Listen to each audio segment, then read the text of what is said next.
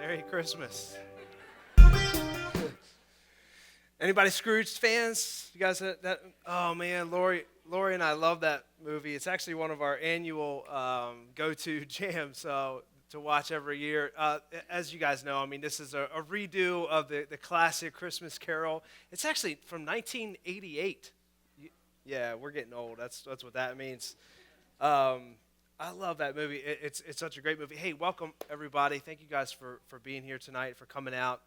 Big Merry Christmas to you guys. If there's anybody that's with us tonight as a guest, and I'm sure there is, family members, thank you guys for spending it with us here at Epic. Wish you guys a Merry Christmas this whole season and a great New Year. I won't get a chance to talk to you before then. I just want to say thank you for being here. And also, we still have some folks out there on Periscope land that are watching. And so, as we always do, can we just put our hands together and welcome those that are watching, those that are in the room. Hey, everybody. Everybody's saying good morning, and we're so programmed because it's all we do is every Sunday morning. And so this evening, thank you guys for coming out tonight. Scrooged, this movie we started out with, is a modern-day telling of Charles Dickens' story, A Christmas Carol, and Bill Murray plays the Ebenezer Scrooge of this movie, 1988. I can't believe it's that old. When I was in high school, we were forced to watch the ancient one that was filmed in like the medieval era or something, and it was terrible. So I longed for some Bill Murray back in the day. Ebenezer Scrooge, as many of us know, it's a classic story around this time of year. He's a prototypical anti-hero. He's grumpy and he's greedy. He's rude. He's a downright jerk. And in this scene we were just watching.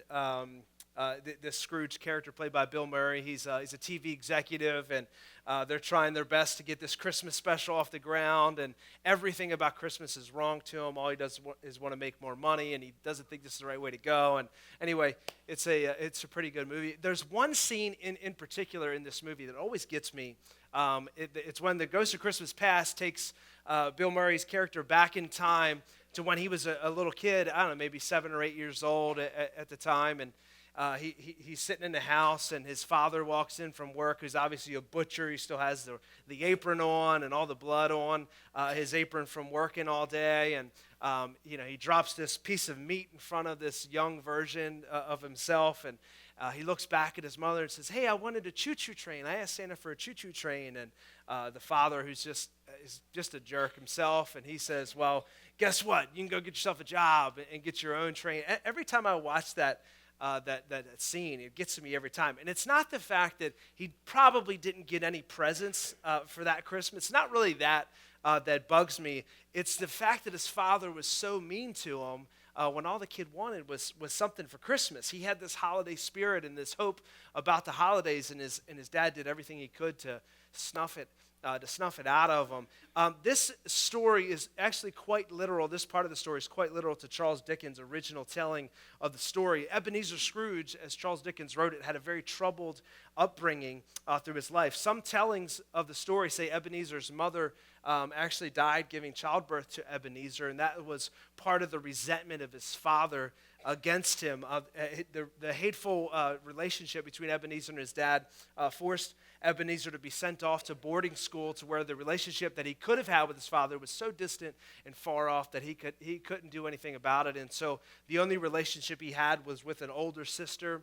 And the story says that actually Ebenezer's sister dies while giving childbirth to Ebenezer's nephew. And so he's left with really no close relationships in his life, and the only thing that he has to do is to dedicate himself to work because it's safe. Work will never reject him. He's a numbers guy, and if he dedicates himself to the numbers, he can protect himself from being wounded by anyone else throughout his life. And so this dedication and drive to work actually pushes his fiancée away, which most of us have seen later on the story. And so after that rejection of his fiancée, he shrivels up and becomes this greedy miser, the secluded miser that most of us know, the bah humbug that many of us have seen before. It wasn't greed, it wasn't grumpiness, it wasn't a hatred for the holidays that created this character of Ebenezer Scrooge, but it was actually deep, wounded hurt in his heart that created this archetype of a character that we see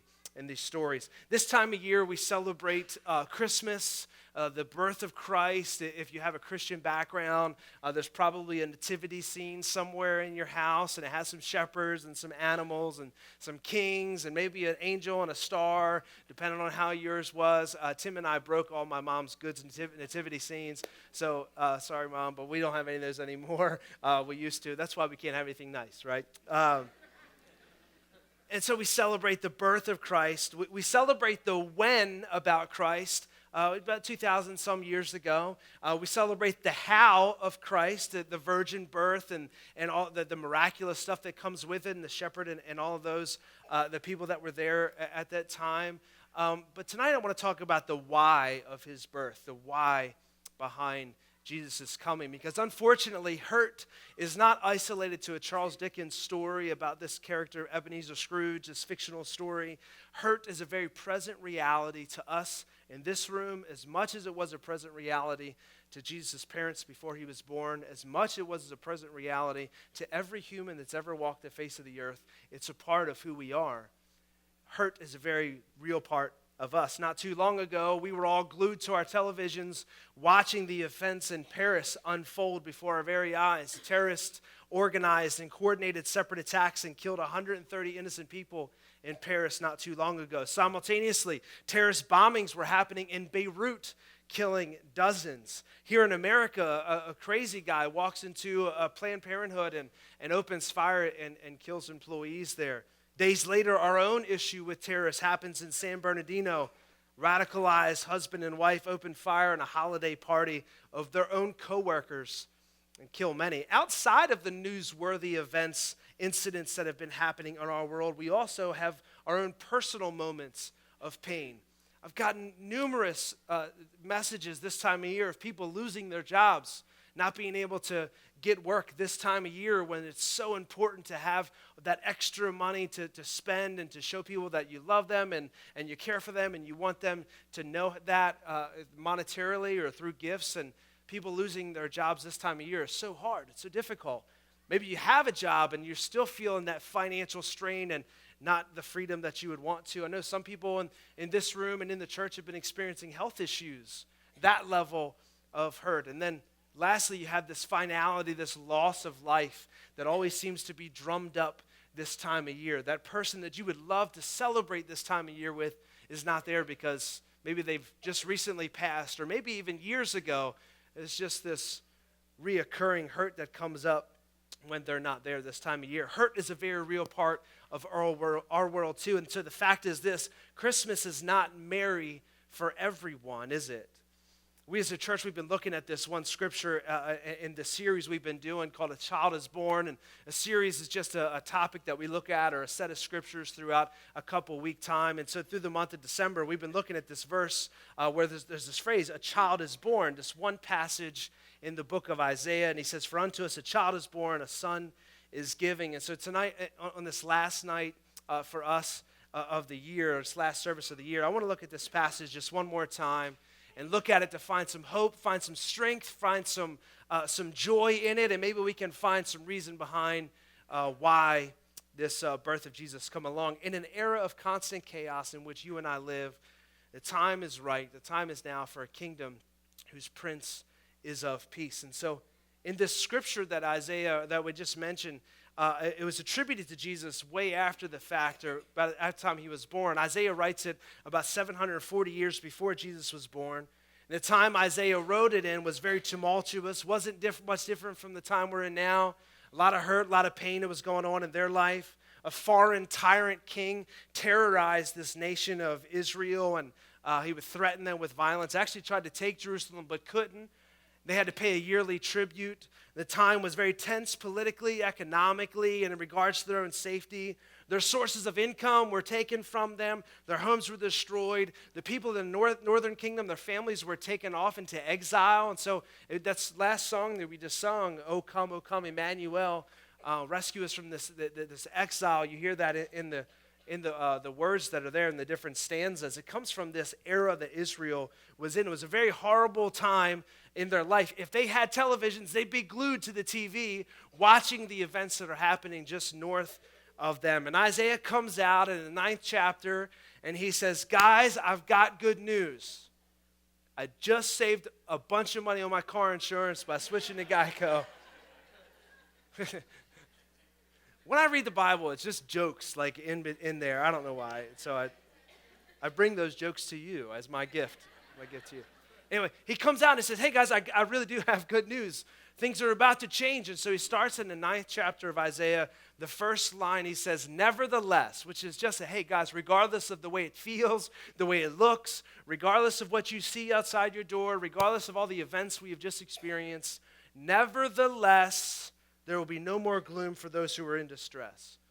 Things are about to turn around. Second verse, he says, the people walking in darkness, us, they've seen a great light. And those that are in a land of deep darkness, a light has dawned. And so the 6th verse, the one that we know so well, he says, for to us a child is born, and to us a son is given. And the government will be on his shoulders, and he will be called a wonderful counselor, a mighty God, everlasting Father, and the Prince of Peace.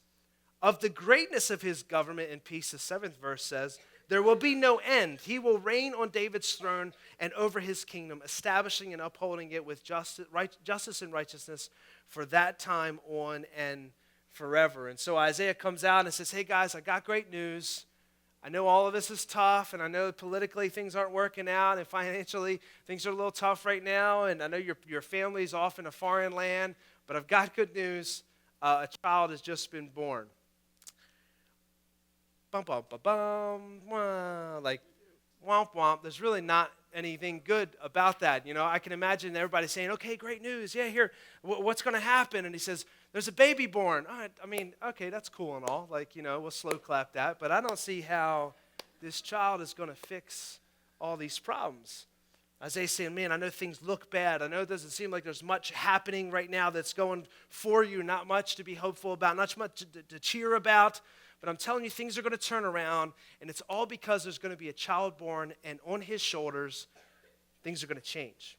Everything we're looking for are going to be on his shoulders. He's going to be the one. And it's not just any child. This child is special. This child there's something specific about him. A few chapters before that actually calls him Emmanuel, which means God with us. And so there's going to be this God in the flesh who's going to be born, and he's going to change everything. And so here's the bottom line tonight. If you don't remember anything else, I want you to remember to this. A child was born to give us hope in the face of hurt.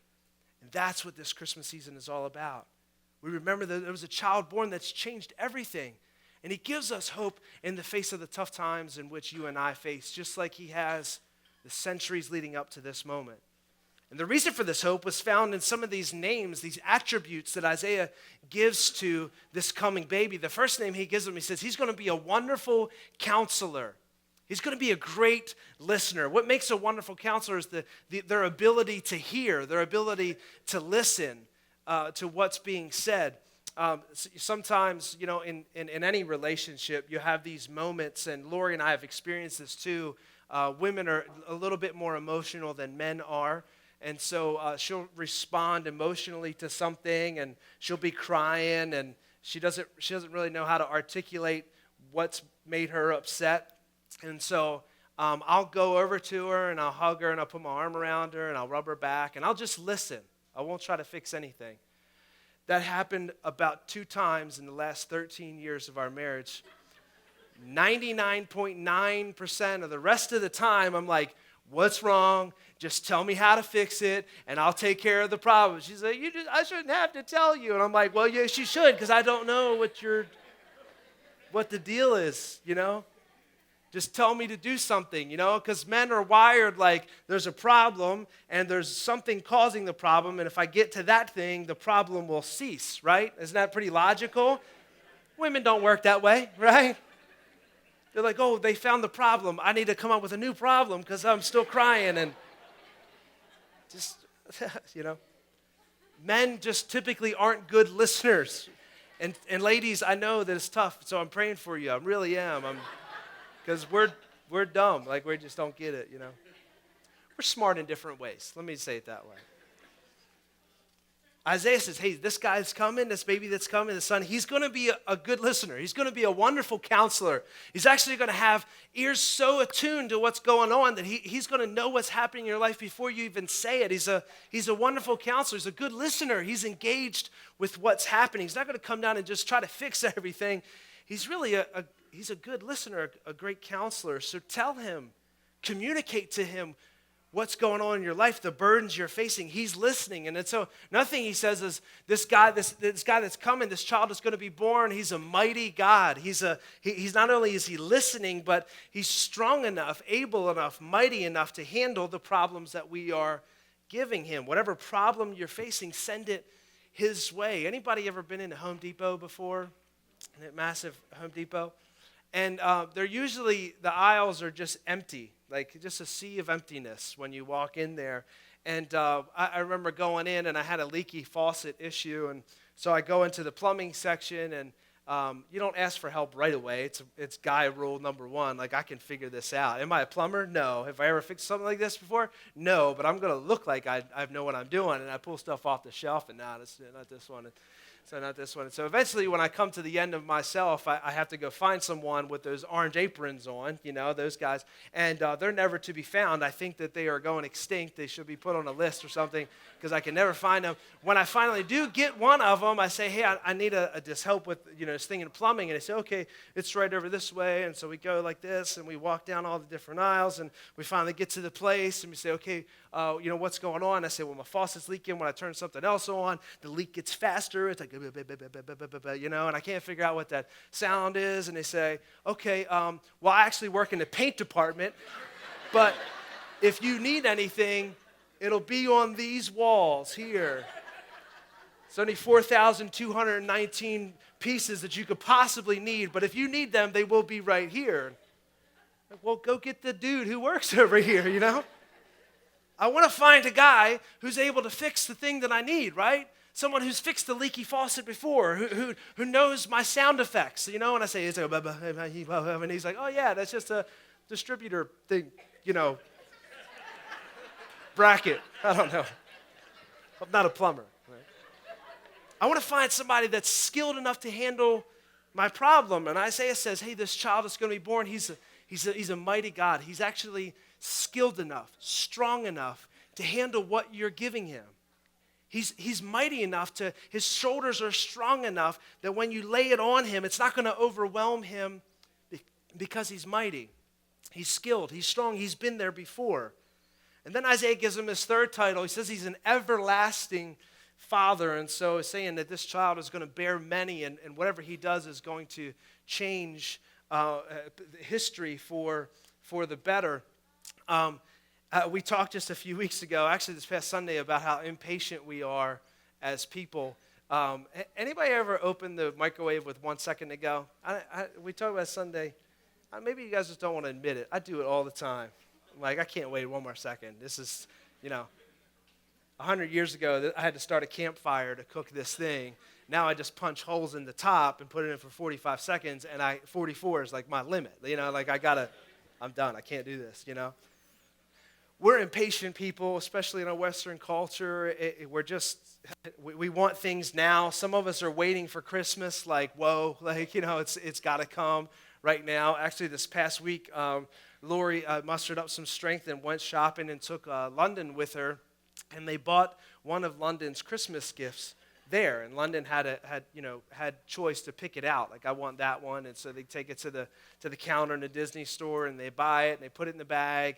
And so London naturally wanted to play with it right now. She wanted to open it. And as a good mother would, she says, no, you have to wait till Christmas. London had the meltdown of meltdowns because she couldn't figure out why she needed to wait a couple days. It's here. Why would we wrap it so I get to unwrap it? Why can't I just open it now? And it makes sense. I get it. I feel her. I feel you, London. But she just couldn't take it. She's just, rubber-legged and just, oh, no, I can't keep it together, She's meltdown of meltdowns. Impatience is part of us. It's not just a kid's problem. It's an adult problem. It's a pet problem. It's a problem. Impatience is part of our culture. It's an issue for all of us. And I think the reason is, one reason behind it issue is because we have finite time on the earth, right? We're all going to die one day. And so we know that there's just a short amount of time we have on the earth. And so we're trying to get as much done in the time we are given. We're trying to spend as much time with the people we love in the time we're given. We're trying to do as much as we can with the time that we have. And so when someone stands in the way of that, things get ugly. And Isaiah says, hey, this child that's coming is going to be actually everlasting. He's going to transcend time, and he's going to be able to be above that, because death is really not going to be an issue for him. He's going to be God in the flesh, the God that was and is to come, and is going to outlast that. And so he's not as stressed about time as you're going to be, because he stands above that. And so waiting will never really be the end of us. Our impatience will never be the end of us. Waiting is never wasted when we're waiting on God, because he works while we wait. And so we must understand that things might not happen the way we would like them. Prayer requests may not be answered the way we would like, but God stands above that. And so when we roll with him, we can rest in him. And so the last name that Isaiah gives him is the Prince of Peace. This baby, this child that's coming is going to be the Prince of Peace. And Prince is an interesting term. It's royal. It's royalty attributed to this child. I want to read you 6 and 7 again. He says, for to us a child's born, a son is given, and the government will be on his shoulders. And he'll be called Wonderful Counselor, Mighty God, Everlasting Father, Prince of Peace. Of the greatness of his government and peace there will be no end. He will reign on David's throne and over his kingdom, establishing it and upholding it with justice and righteousness from that time on and forever. David's throne was synonymous with when Israel had everything going well for it. Like Republicans talk about Ronald Reagan, like everything was good. Ronald Reagan was the best president ever. That's how they talk about David. Hey, back when David was running the show, man, there was nothing wrong. Like Reaganomics, Davidonomics, I don't know if that worked back then. But they were like, hey, when David was running the show, things were good. And so they attributed this guy, when he was coming, he's going to pick up where David left off. And David was a man after God's heart. And so he's going to pick up then, and it's going to be good. This kingdom he's going to establish, this government that he's going to establish is going to be great. When Jesus was actually here on earth, he talked a lot about the kingdom of God, the kingdom of heaven. He actually talked about the kingdom more than anything else. Kingdom like this government that Isaiah was talking about. Kingdoms are interesting because kingdoms have borders, right? They have edges upon them. This is the kingdom or the realm of this person or this king or this monarchy. Jesus talked about the kingdom. He said the border's within you. It's in your heart. The kingdom's within you. And so wherever you go, the kingdom goes. Kingdoms have borders. Kingdoms also have rules and laws like, hey, around here, this is how we do this, and this. Jesus summed up his rules and laws. He said, let me sum it up for you with just 2 things. Love God with everything you have and love your neighbor as yourself. That's the rules of my kingdom. That's the laws that go around here. Kingdoms have rulers, and Jesus is that Prince of Peace, and kingdoms have citizens, which are you and I, an invitation to join his kingdom. And so this kingdom that he has come to establish is a kingdom of peace, a kingdom of peace where the borders are within us, where we go, the kingdom goes. The kingdom of peace where the rules are to love God and love others. The kingdom of peace where the king himself is peaceful and self-sacrificing and full of love. A kingdom that has come and will never end. I remember a couple years ago, London was playing outside, and we're getting ready to wrap up. And did you guys get a candle when you came in? Oh, sweet. Okay, get those candles ready. We're going to wrap up in a moment. I remember London was out playing in the yard, and I don't know what to think when I look at that photo. Like, beautiful photo, but she's getting old, and I want to keep her from growing anymore. She was running outside, and she scraped her knee, and she come running in, and naturally she was looking for her mother. Mommy, I hurt myself. And she says, okay, let me look at it. And so she puts her up on the counter, and she sees a little scrape on her knee. And she says, okay, I think we need to clean it off, and we're going to get you a Band-Aid. And London naturally says, no, don't touch it, it'll hurt. Isn't it interesting how the person who can fix it or take care of it, we often push away, right? It's a natural thing. No, it hurts, and I don't want you to fix it. Don't cause any more pain. I would rather deal with this pain than you have me a little bit more, even if I know it's going to fix it. And so London says, no, you're going to make it hurt. And like a good mother, Lori is, and she says, no, we need to clean it up. And it'll cause more problems if we don't. And so let's clean it and put a Band-Aid on it. And so mommies always make things feel better. And she put the Band-Aid on it and kissed it. And London was on her way. Something about that kiss, like, is just tingly and magical, right? You know what I mean? You're just like, oh, yeah, things good now. London knew that her mother could handle the hurt that she couldn't deal with. No matter how bad it was, she knew that she could run to her mother and her mother would take care of it. From Charles Dickens' Scrooge to the Paris shootings, which we just saw, or to San Bernardino, to whatever it is that you and I are facing, we are all hurting at some level, and we are bruised. And maybe you're thinking to yourself, well, Pastor Chris, I'm not really hurting right now. I know other people that are dealing with things, but I'm actually having a really great year. Life is good right now. But maybe in the back of your mind, you're thinking, I don't know how to make sure next year is going to be just this good. Maybe you're bracing yourself for when things get bad.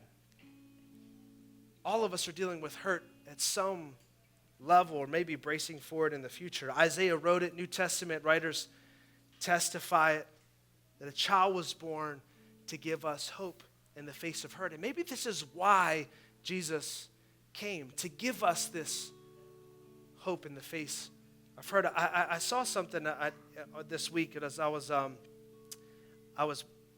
scrolling through some things on Facebook, and I wanted to read it to you. You guys mind if I read this real fast as we wrap up?